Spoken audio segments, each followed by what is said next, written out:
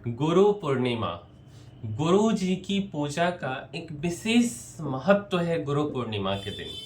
तो इस बार ये 10 जुलाई को मनाया जाएगा, मीन्स कि कल मनाया जाएगा।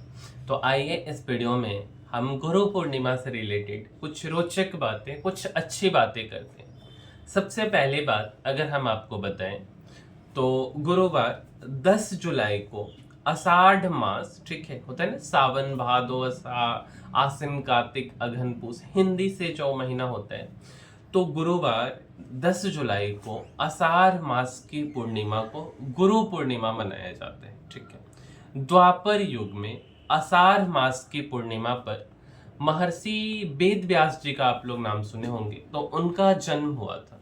ठीक है, और इसी वजह से जो है यह जो तिथि है, ठीक है, उसको गुरु पूर्णिमा के रूप में मनाई जाती है। और ये जो है बेसिकली गुरु के प्रति कृतज्ञता प्रकट करने का पर्व है।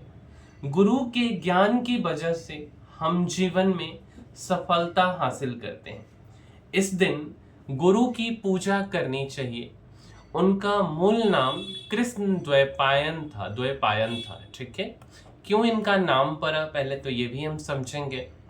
अब देखिए, जो महर्षि वेद व्यास जी हैं, 4 वेदों की अगर हम बात करें, एक तो ऋग्वेद है, एक यजुर्वेद, एक सामवेद और एक अर्थवेद, इनका संपादन किया था।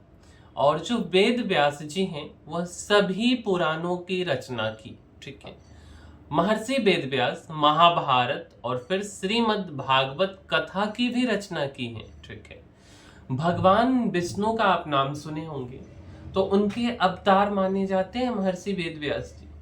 महर्षि वेद व्यास भगवान विष्णु के ही अवतार हैं। वे अष्ट चिरंजीवियों में से एक हैं। यानी अष्ट चिरंजीवी का क्या मतलब होते हैं कि वह हमेशा जीवित रहेंगे, कभी बूढ़े भी नहीं होंगे। वेद व्यास हर युग में उपस्थित रहते हैं। इनके जो पिताजी हैं महर्षि पराशर और माता थी सत्यवती, एक द्वीप पर तपस्या करने से इनका रंग श्याम हो गया। इस कारण इनका जो नाम है वह कृष्ण द्वैपायन पड़ा।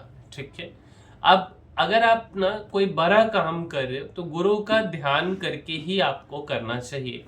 गुरु के ध्यान का बहुत ही बड़ा महत्व है। ठीक है, तो गुरु पूर्णिमा का पर्व गुरु शिष्य परंपरा की प्रतीक है।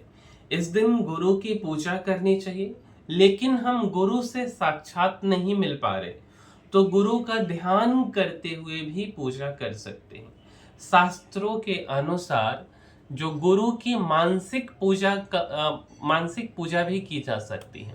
रामायण में जब भगवान राम जो है सीता स्वयंवर में शिव धनुष उठाने जा रहे थे, तब उन्होंने पहले मन ही मन अपने गुरु का ध्यान किया था।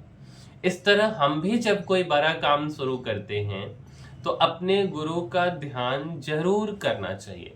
ऐसा करने से काम में सफलता मिलती है, जो काम आप कर रहे हो। अब वेद व्यास के शिष्य कौन थे?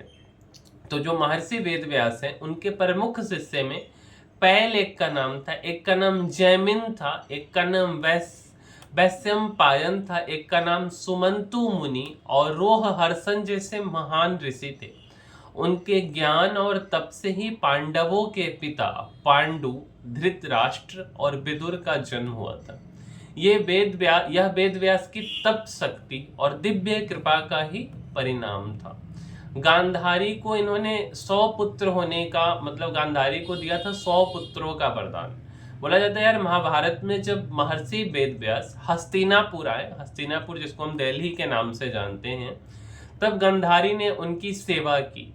प्रसन्न होकर उन्होंने गांधारी को 100 पुत्रों की माता होने का वरदान दिया।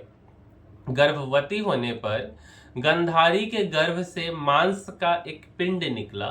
वेद व्यास ने इस पिंड को 100 टुकड़ों में बांटा और 100 घी से भरे कुंडों में रखवा दिया। कुछ समय बाद उन्हीं कुंडों से गांधारी के 100 पुत्र उत्पन्न हुए, जो कौरव कहलाए। तो ओवरऑल इस वीडियो में यह हमारा समझने का, यह हम सभी लोगों को समझने की ज़रूरत है कि कल गुरु पूर्णिमा है 10 जुलाई 2025 को। तो गुरु पूर्णिमा का एक अपना विशेष महत्व है। तो हमारे जो गुरुजन हैं, जिनसे भी हमने कुछ सीखा है, उन्हें हम सम्मान दें, उनका ध्यान करें, उनका हम पूजा पाठ करें, तो यह हम सभी लोगों के लिए काफ़ी ज़रूरी है।